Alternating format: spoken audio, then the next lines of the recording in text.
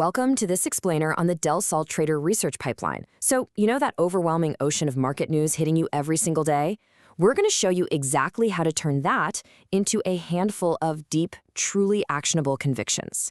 We are going to walk step by step through a strategy designed to do exactly that. I mean, think about it. Every single trading day throws off literally more data than you could possibly read in a lifetime. You've got thousands of companies, endless headlines, rumors, earnings downgrades, the whole shebang. And honestly, this leaves most folks reacting in one of two ways. They either recklessly chase whatever trend is loud and shiny, or they just freeze up, complete deer-in-the-headlights paralysis. But the Del Sol strategy, it's a machine built to do something much, much smarter. Now, the secret philosophy behind our entire solution really boils down to this concept of independent detectors. Imagine a talent show, right? But the judges are locked in completely separate rooms. They can't see each other's scorecards and they can't talk. Now, if one judge loves an act, hey, that's mildly interesting. But if four judges who never spoke a word to each other all independently circle the exact same name, wow, that is not a coincidence. That is a signal. Today, we are taking a factory tour of this pipeline. We'll be walking step by step from the wide-angle telescope that collects the news all the way down to the heavy microscope that dissects a single target. So our roadmap today covers the 2 rivers, 3 lanes of output, the microscope, 4 mines and 2 clocks, and finally, exactly why this works.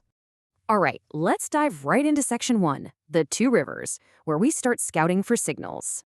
So our pipeline kicks off by gathering the week's market news, and it actually splits it into 2 massive rivers flowing in completely opposite directions. On one side, we have the popular river. Think of this as our thematic lens. It's scanning the news to figure out exactly what everyone is rushing toward. You know, the hype, the momentum, what the market absolutely loves right now. But then you have its mirror image, the wreckage river, or the bathwater lens. This one is hunting for the exact opposite. It's looking for the beaten down, punished, discarded stocks that everyone is literally running away from. Now, crucially, neither of these rivers is judging anything just yet. They're just scouting. But they do pass their findings through some intense filters. For the wreckage river, that's the baby capture lens. This tests if it dumped stock is, well, a genuinely good company or just deserved bathwater. So every candidate comes out stamped with a verdict. Is it a baby that was unfairly punished? We need to look closer at those.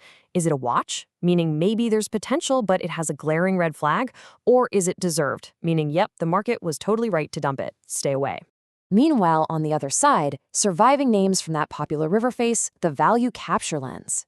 Look, when money floods into a hot theme, it always pulls at the choke points. So this lens asks, who are the industry toll booths that are actually keeping the money?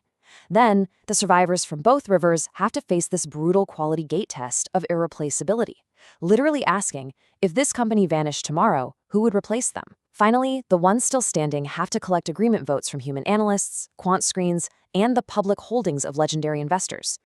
And that brings us to section 2, 3 lanes of output, where we sort the survivors.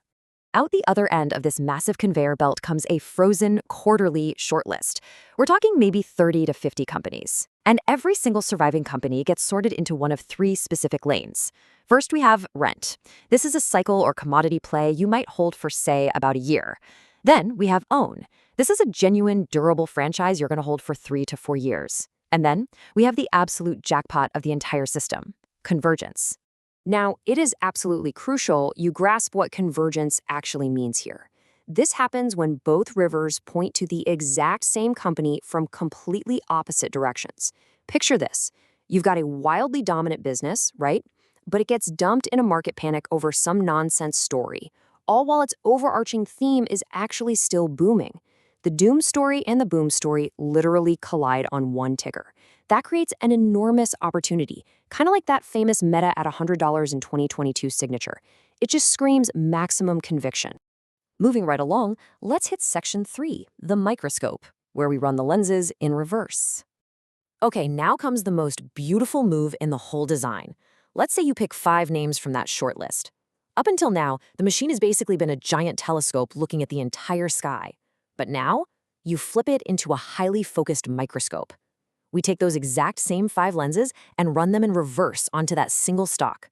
We invert the noose to ask what specific theme it lives in. We invert the value capture to really analyze its supply chain tool booths, we check its irreplaceability again, run a deep dive light, and finally, verify insider conviction.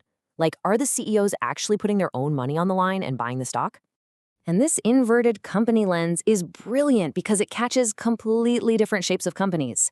It basically ensures we don't accidentally buy a great story with no capture, where the company is growing like crazy but shareholders are barely keeping a dime. Or maybe it catches a franchise at a contested price, meaning, yeah, it's a great business, but it's currently way overvalued, so you should wait for a better entry. Or it flags a theme rider with no floor, which is essentially a falling knife that you should only ever rent with a very strict exit strategy.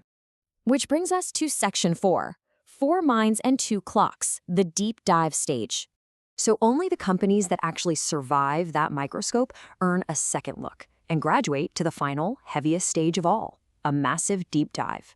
This puts the stock in front of a panel of vastly different investing minds. Why do we do this? Well, because a pure cash flow story usually breaks down when you apply it to a fast-growing tech stock. So we deliberately blend 4 minds to cover each other's blind spots. We use a Warren Buffett mind for value and cash flow, a situational awareness mind for visionary growth, a Jim Simons mind for pure math and quants, and a .72 mind for the trader's setup. And applying these 4 perspectives leads us to this incredibly profound realization. When 4 minds this different still land on the same side of a stock, that is a deeper, rarer kind of convergence than anything upstream. I mean, think about it. The value investor, the visionary, the quant, and the trader, when they all independently agree on a single name, you have moved way past a good idea and found an incredibly powerful signal. But here's the catch. Knowing what to own doesn't tell you exactly when to step in. A company can be a screaming bargain and literally keep falling for 6 more months. So to fix that, we finally rely on 2 clocks. First, technicals. This is reading the chart for oversold or overbought levels, momentum, and support or resistance. Second, macro trends. This is reading the economic weather, things like interest rates, the economic cycle, and system money flow. These 2 clocks decide your actual entry and exit points, making sure you don't buy a stellar business right as the macro tide goes out. Let's wrap things up with Section 5, why this works. Let's step back for a second and look at exactly why this start-to-finish machinery is so unbelievably effective at cutting through all that market noise. The overarching secret to this entire strategy is that convergence is a dial, it's not a switch. We don't demand a 100% perfect overlap on every single metric because honestly, that would just filter out everything. Instead, by relying entirely on these independent detectors who never peek at each other's scorecards, the system ensures that when they do agree, it's a genuine, trustworthy signal rather than just some loud, random accident. Now keep in mind, this strategy doesn't press the buy button for you. It's a research pipeline, but what it does guarantee is that you know exactly where to look and when the timing actually lines up. So I want to leave you with this one question to chew on. Now that you know exactly how this machine filters the ocean of noise, how will you tune out your own daily market noise now that you've seen the blueprint? Take that thought with you. Thank you so much for joining me on this explainer. Keep those independent detectors sharp, and I'll catch you next time.